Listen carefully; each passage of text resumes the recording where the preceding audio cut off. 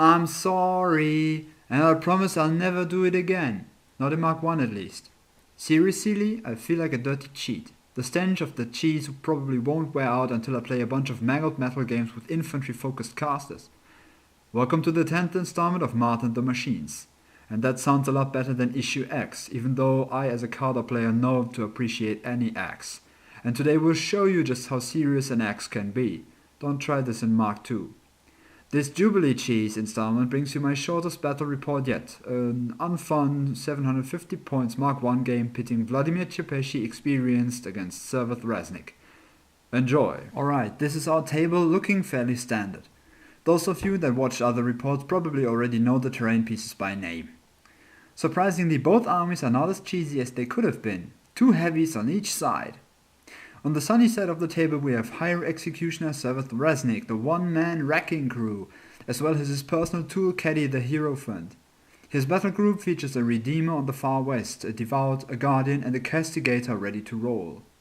Aside from them, there was a maxed out unit of Temple Flame Guard with Officer and Standard, Zealots with Monolith Caddy, a full choir, a Vassal, a Paladin of the Wall and a Reclaimer in training. He had one wreck to advance deploy. My army was made up of Vladimir Chepeshi experienced, the Juggernaut Victor and the Destroyer Joseph. He's a foreign exchange student from another player for my final Mark 1 match. I forgot Beast at home and he costs exactly as much. It was not much of a choice. Then the most number of men of war models I ever fielded to this day. The Demo Corps, a Kovnik and the Dracoon. A small unit of Kayazi assassins with Underboss, the Great Bears of Gallowswood and Gorman the Wolf, now properly deployed. My advanced deployers were Yuri the Axe and two Manhunters, the Manhuntress being the one on the hill. He chose to go first. Zealots, Paladin and Guardian run. The rest advances. Temple Flame Guard enters Shield Wall, Choir sings Can't Shoot This, Devout puts up Spell Barrier and the Redeemer tries to blast the Manhunters away, but the shots, one was an ancillary attack, drift off harmlessly. The Hierophant does the Harmonious Exaltation and Reznik, after casting Zealot's Rage on the Castigator, tries to channel an offensive spell at the Manhunters, but falls short and drifts off. The Reclaimer just advances, the Castigator charges the Manhunters, crossing the fortification. In my turn, Victor and Joseph get a focus each. The Kayazi advance and spread out as far as possible. However, the far west guys were only to distract the underboss and his friends should head straight for Reznik if it came to be. Gorman moves and puts up a cloud, even though it didn't matter. Kovnik and Demo Corps advanced. The Dracoon rolled around the ruin so he could countercharge anything that had set its foot close to the Manhunters. He is followed by the Great Bears. Joseph moved and shot at the Zealots. He falls short, but due to a good drift one of them still dies. Afterwards, Victor ran up. A lesson I learned is that Zealots are best kept busy with warjacks. Yuri and the Manhunter, though, charge, hacking down a Zealot and the Paladin of the Wall. Vladimir is last, moves and casts Transference as well as Hand of Fate on the Dracoon. Top of turn 2, the Redeemer gets too focused and starts firing at the Kayazi assassins, though very ineffectively.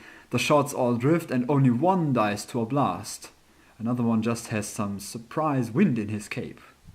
The Zealots move. One dies to a free strike from Yuri, then the Bearer pops Greater Destiny, which still is a special action, and the Zealots then bomb away the Manhunter, missing Yuri repeatedly but getting him in the end. The Guardian walks up the hill. The Temple Flame Guard advances in Shield Wall. Then he remembers the choir and has them sing Keep Your Magics Off.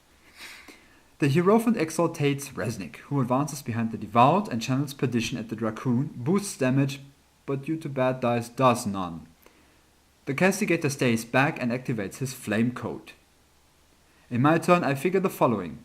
Vladimir would have to activate first, because the amount of models affected by the feat would have an impact on the order in which I'd have to move them.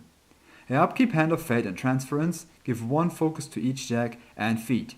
I roll a 5, so 6 models. The Manhunters, the Men of War Kovnik, the Demo Corps and the Dracoon go into Oversoul.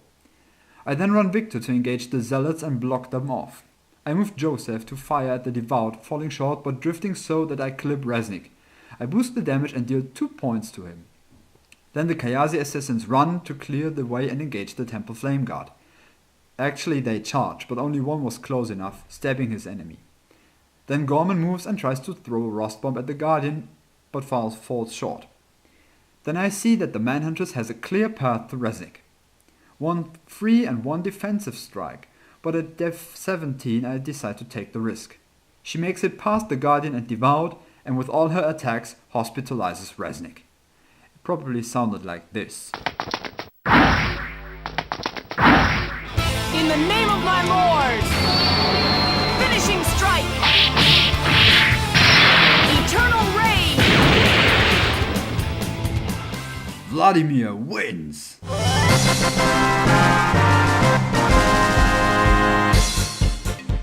In hindsight, well, it was Vladimir experienced Mark 1, so that wasn't exactly surprising, though I still can't believe how soon it was over or just how downright disgusting that feat is, or rather was. I could also have trashed the Guardian in the blink of an eye with the Demo Core, but that would probably just have added insult to injury. Not really much else to say here, I probably ruined someone's perfectly fine day. At the end of this game I'm in the lead of our league, but there are still 2 decisive games left to be fought, and in one of those I will hopefully be fielding Sorsha and her Bombardiers, or her and a patchwork force of Jacks, depending on whether I get my models or not. But until then, there will be more virtual and real Mark II for you. Farewell.